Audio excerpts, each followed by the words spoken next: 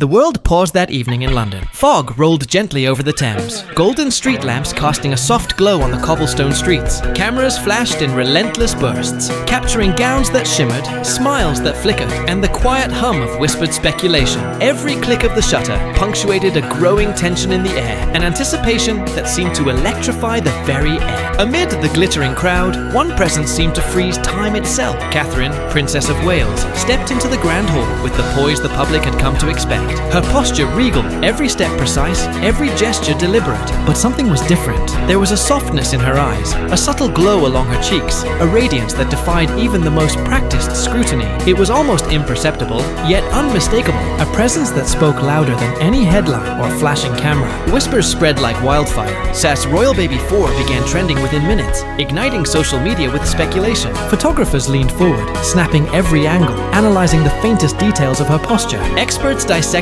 her appearance, comparing it to past pregnancies. Tabloids screamed headlines that blurred the line between fact, rumor, and wishful thinking. Buckingham Palace remained silent, a silence that only magnified public curiosity. Every subtle gesture, a hand brushing against her waist, a lingering smile, became interpreted as evidence, as a secret waiting to be revealed. Within hours, social media erupted. Twitter, Instagram, TikTok, and Facebook were ablaze with hashtags, memes, and viral commentary. Experts and royal watchers created side-by-side comparisons of her appearances, scanning decades of royal archives for clues. Was she expecting? Was this the long-rumored fourth child? Comment threads exploded with theories, while algorithm-driven feeds amplified every post, every speculation, every subtle photo into global discussion. The palace's silence created a vacuum that imagination filled with feverish detail. Every gesture, every fleeting glance was analyzed. News outlets debated the subtle fullness in her features, her posture, her clothing choices. Was the flowing cream gown symbolic of a discreet announcement? Her refusal of champagne? A silent nod to her delicate state? Every public action became a viral puzzle, a mystery the world tried desperately to decode.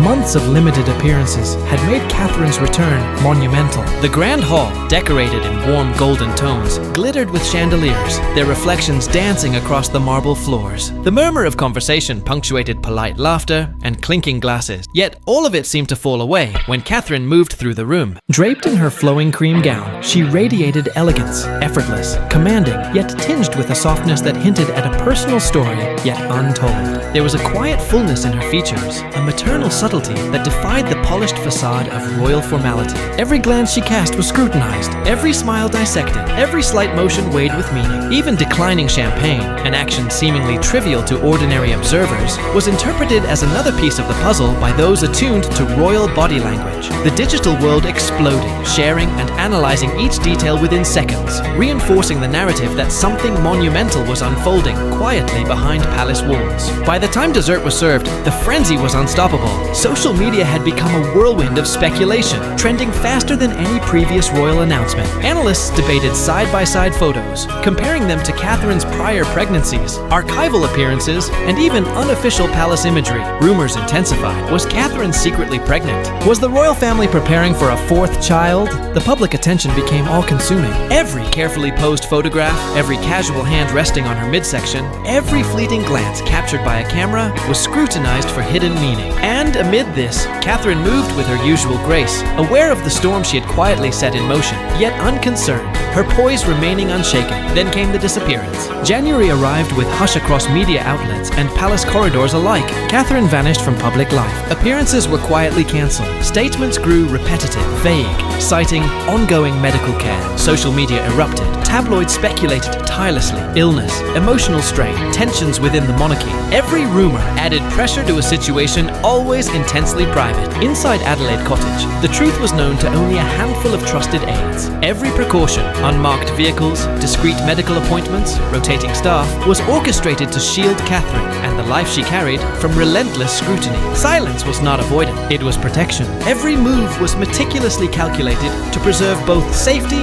and secrecy. Weeks turned turned into months, the public obsession intensified. Journalists dissected every moment of Catherine's halted public calendar. Social media algorithms amplified speculation. Commentators debated endlessly whether a fourth child was imminent. Every whispered rumor was spread as news, fueling global speculation. Meanwhile, life inside Adelaide Cottage unfolded quietly. Catherine's days were structured, calibrated to maintain secrecy and ensure the well-being of the child she carried. Every scan, every appointment, every whispered conversation was a delicate balance of medical necessity and privacy preservation. The staff orchestrated seamless protection, a ballet of discretion, while the world waited, unknowingly, for a revelation. William, trained from birth to embody composure, carried a different burden. Each day presented a conflict of duty versus fatherhood, protocol versus protection. Every cancelled engagement, every controlled press statement, every carefully measured smile was a deliberate decision to prioritize family over spectacle. In those months, the royal family relearned a timeless truth. Behind crowns and ceremonies, life unfolds with vulnerability, fragility, and hope.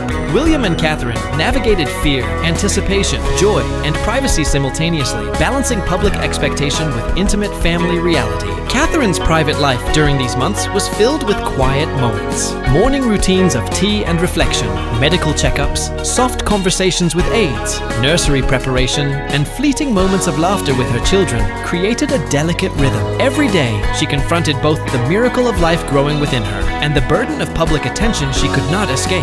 William's role was both protective and supportive, walking the fine line between visibility as the future king and invisibility to safeguard family privacy. The children, unaware of global speculation, prepared to welcome a new sibling, guided by gentle explanations and playful preparation. These moments, intimate and human, contrasted sharply with the media frenzy outside. Finally, the moment of truth arrived. Catherine stepped forward, not on a grand stage, not with scripted lines, but as a mother ready to speak her truth. Her voice was calm, yet weighted with emotion. "Over the past months, you've wondered about my absence," she began, her words deliberate, heartfelt. "I can now share. Our family has been quietly growing." The world paused. Rumors became reality. Speculation gave way to confirmation. The public, once frustrated, now understood the months of silence had been a shield of love, care, and protection. News outlets flashed the update instantly. Social media erupted, celebrating and empathizing. Hashtags like InkRoyalBaby4, Princess Catherine, and InkRoyalFamily trended worldwide. Memes and heartfelt posts poured in. Public fascination shifted from obsessive speculation to collective celebration and warmth. Buckingham Palace released a concise statement. The Princess of Wales would address the nation herself, and the royal family thanked the public for respecting their privacy. Every gesture, every word, was a testament to careful balance between royal protocol and human empathy. In the months following, Catherine's pregnancy became a quiet story of family anticipation. Daily life at Adelaide Cottage was filled with preparation, planning, and subtle rituals to honor the new life growing. The children's excitement, William's quiet pride, and Catherine's calm anticipation created a narrative that was both relatable and extraordinary. The world watched from afar as the royal family navigated tradition and joy, showing that even amidst crowns and ceremony, life unfolds with the same beauty, vulnerability, and hope as anywhere else. The birthday arrived like a private miracle. Adelaide Cottage's atmosphere was calm, filled with anticipation. Staff moved discreetly, prepared for every eventuality. Catherine held her child for the first time, William's pride evident in a rare, unguarded moment. Tears, whispers, soft laughter. These intimate details were shared only with a few. Sunlight filtering through the windows, the gentle cries of a newborn, and the quiet, sacred space of family love formed a cinematic tableau. This was not spectacle. It was life, raw and human. The announcement, the birth, the months of anticipation, all became more than headline. They became lessons in patience, discretion, empathy, and love amidst scrutiny. Social media shifted from obsession to celebration. The world was reminded that behind the crowns, ceremonies, and public expectations, life remained tender, delicate, and profoundly human. The story of Catherine's secret pregnancy, whispers, protective silence, careful shielding, became not a scandal, but a story of grace, a story of hope, resilience, and love. And in the end, the world watched.